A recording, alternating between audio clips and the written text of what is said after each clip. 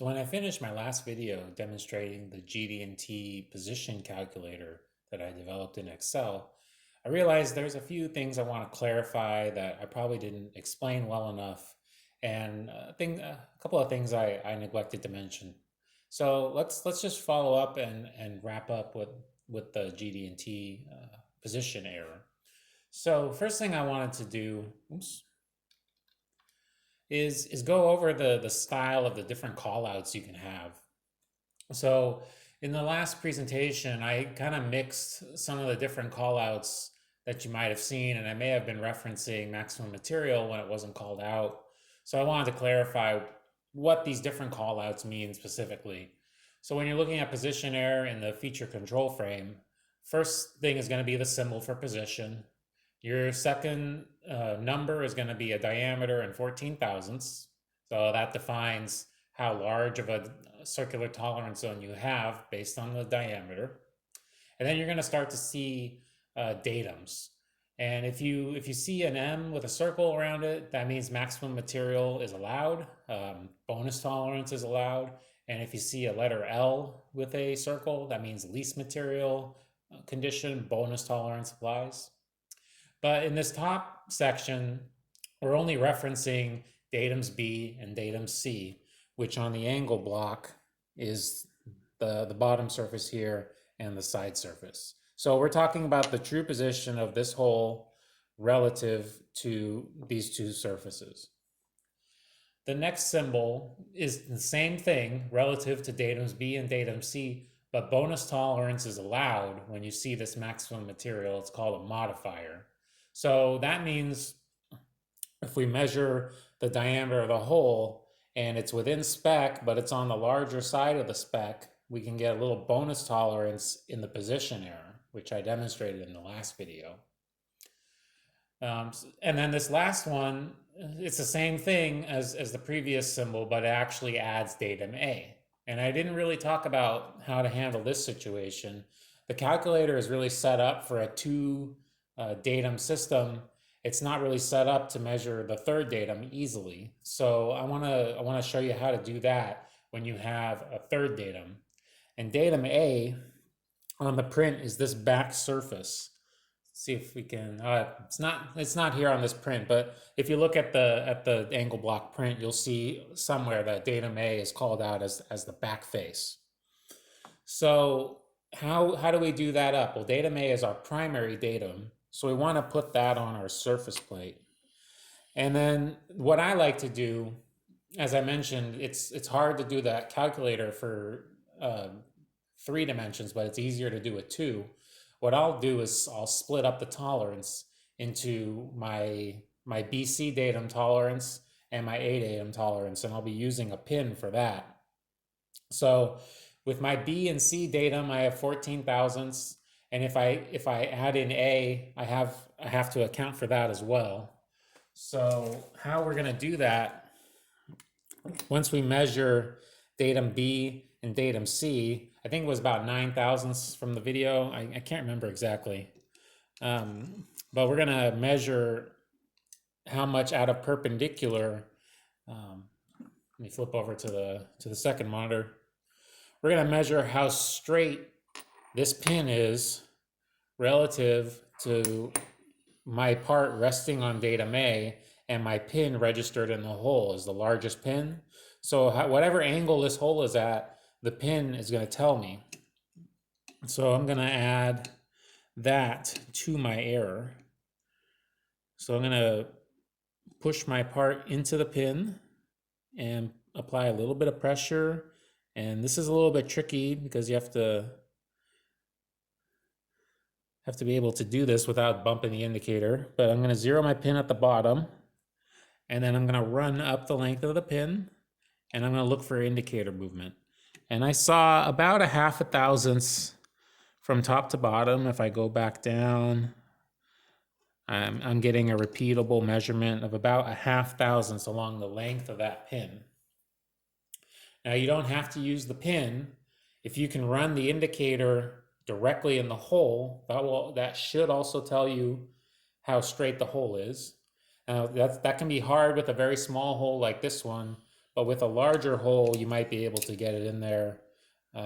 If you wanted to do the true position of a larger hole, you might be able to get it in there, but you're going to run into the body of the indicator on the top surface. So if you have a longer indicator needle, maybe you can stylus, maybe you can get it at an angle that doesn't interfere. But in practicality, it's a lot easier to put a pin in. And I know that this pin is roughly 2 inches, which is great because our part is roughly 1 inch. So if I wanted to know the perpendicularity error of this hole and add that to my true position error, if my hole length is 1 inch, I want to measure a 1 inch travel on the pin as well. Now, if this pin were longer, let's say we're 4 or 5 inches, and I measured that entire 4 or 5 inch length of the pin sticking out, well, I'm going to get more and more error. But in reality, our hole is an inch long, so I'm going to use an inch long measurement with a pin. And it just happens to work out that most pins available are 2 inches long, give or take, and I happen to have a 1 inch thick part. So it works out that, fortunately, it works out. I can just measure the length of this pin. And that'll be my A component of the true position.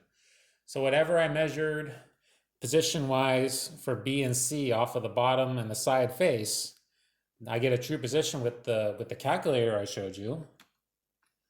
Here, you can put all that information in and calculate your true position, and then just add whatever you got with your indicator for the A position. So this is one way to do it with the surface plate for 3 dimensions. If you're not going to do it on a surface plate, or sorry, 3 datums, for 3 datums. If you're not going to do it on a surface plate, you can use a CMM. That's pretty much going to be your only options, a CMM or a surface plate. We don't always want to use a CMM, right? We want to be able to use surface plate. And if you have a large enough tolerance, like 14 thousandths is a pretty big true position tolerance, and your part, if it's made in a very good, with good practices and everything's square, everything's parallel, you're not going to see a lot of error here. But if I saw 7 or 8 thousandths in one direction or another, I'd have to go up and rotate around and check every 90 degrees, which again, I neglected to do. So this hole could be bent in multiple directions. So why don't I do it again? So I got about a 1/2 thousandths. I think this was the original orientation I did. Oops. I went too far with the indicator and bumped it. So I'm at 0 and rotating up, and I got about a 1/2 thousandths. And now I'm going to rotate my part and check another orientation. You may want to do 2 or 3 orientations depending on how big the hole is, and look for the pin bending one way or another. And again, I get even probably less than a 1/2 thousandths this time, maybe just 1 or 2 tenths. So most of the error is probably in this direction and not as much in this direction. But again, that pin is leaning one way or another. And this is a pretty easy way to check if it's straight and then add that to your 2-dimensional error to get that 3rd component. So when you're talking about a 3-dimension error, we're talking about a cylindrical error instead of just a circle. And every point in your center line needs to be within that cylinder, that maximum cylinder. And if it is, then you're fine. So it's the same thing. It just means that you can't be at an angle. Another way to do this, if you wanted to do it without using the pin, and you could check the true position on this side of the hole from the bottom to the side, turn it around and check it from this side and the bottom as well. And if it's the same from end to end, then it's relatively straight. If it's not same end to end, you'll know you have a problem. So you could, another way you could do this, I'm just thinking out loud right now, is you could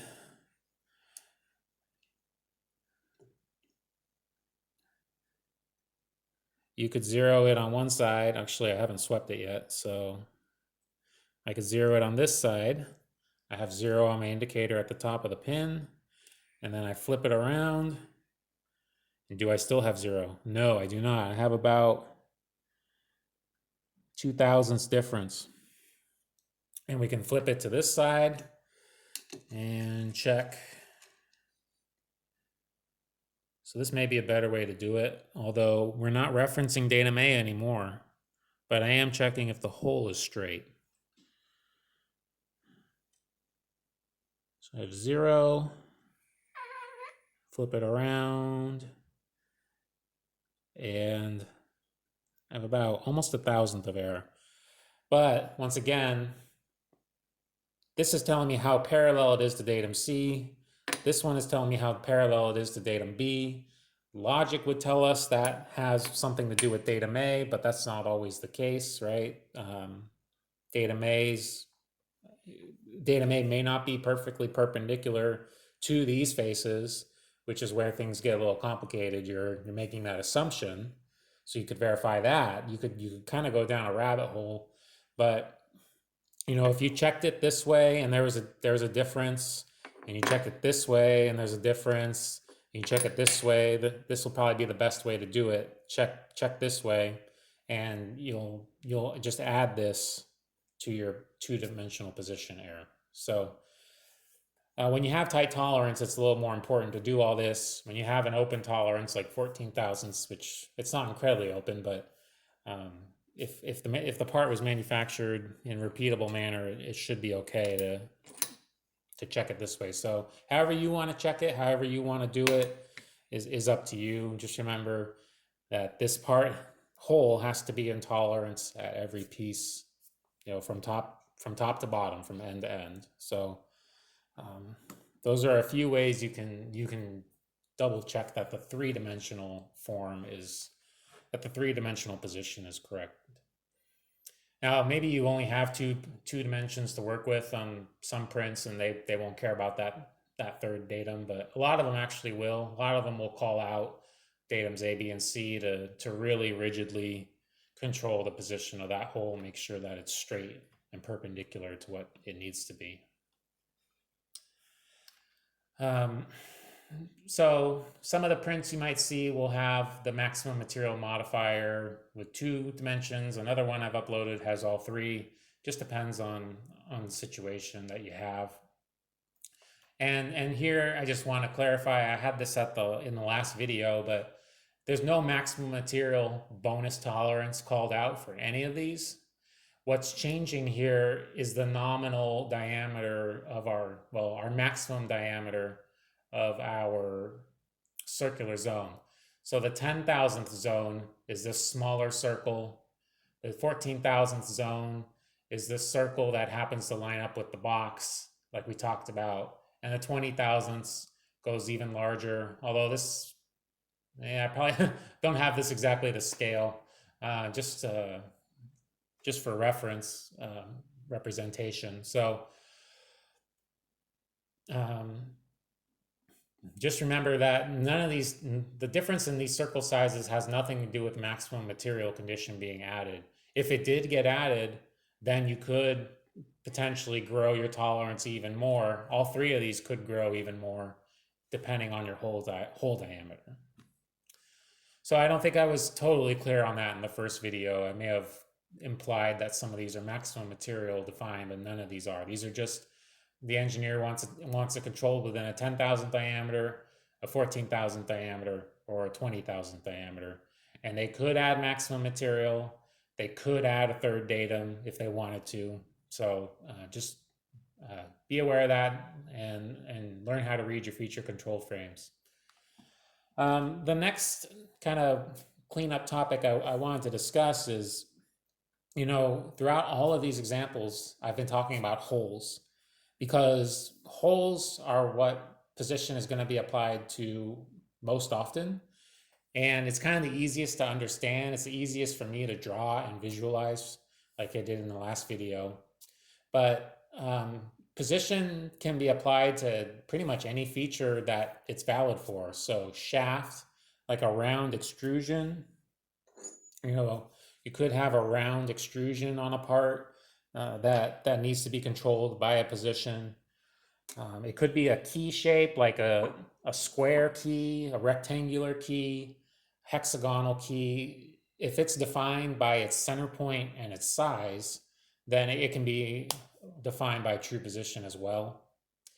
So it's not just holes. Sometimes it's positive features or negative features, and it's actually sometimes only in one dimension. So if it's called out to datums B and C, it's two dimensions. But if you just need something relative to one datum, for example, this we might want to control. What the heck? I seem to have lost the ability to switch over. There we go.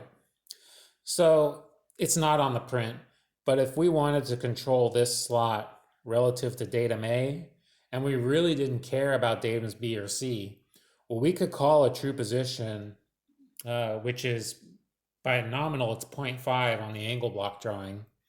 We could call a true position relative to A, and then what happens is your circle, instead of being a circular tolerance zone in two dimensions, it just gets flattened into a line. And now you have a linear tolerance zone, pretty much just like your plus and minus. There's no difference. So we don't often see a position called out in just relative to one datum, but the best one I could think of, if let me grab the, if I had this part here and I needed a slot along the side, right, some sort of milled slot, and I want it center line to the axis. I don't want it off center in this direction, and I don't want it twisted. You may call a single datum to control that. So how would that, let me try to draw that. So taking a side view of this part without all the grooves.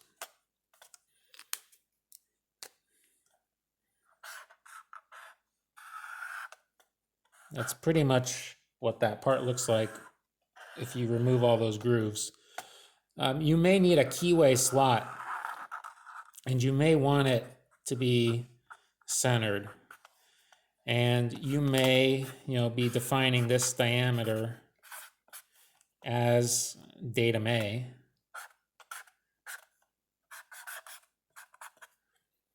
So you may want to control this size of this slot and the position with a true position symbol of, let's say 0.01. We'll make it open tolerance. And this is going to control the side-to-side motion as well as the twist, because it could be a little bit twisted and still be within tolerance. Basically, you're going to end up with a zone. You're going to end up with a zone for that center point of the slot in this direction to move left and right. So you could control that with a plus minus, but that would also work. I've seen it both ways. Sorry, it's not in the shot. I've seen it both ways. True position 0.01 datum A.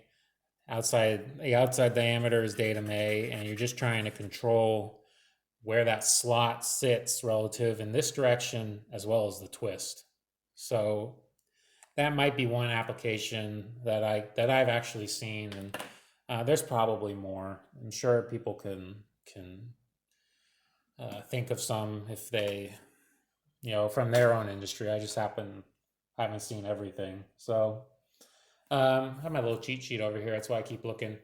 And that's pretty much it. I wanted to kind of explain and make sure you understand some of those details, some of those nuances for 3 datums, 2 datums, and 1 datum, and when maximum material applies.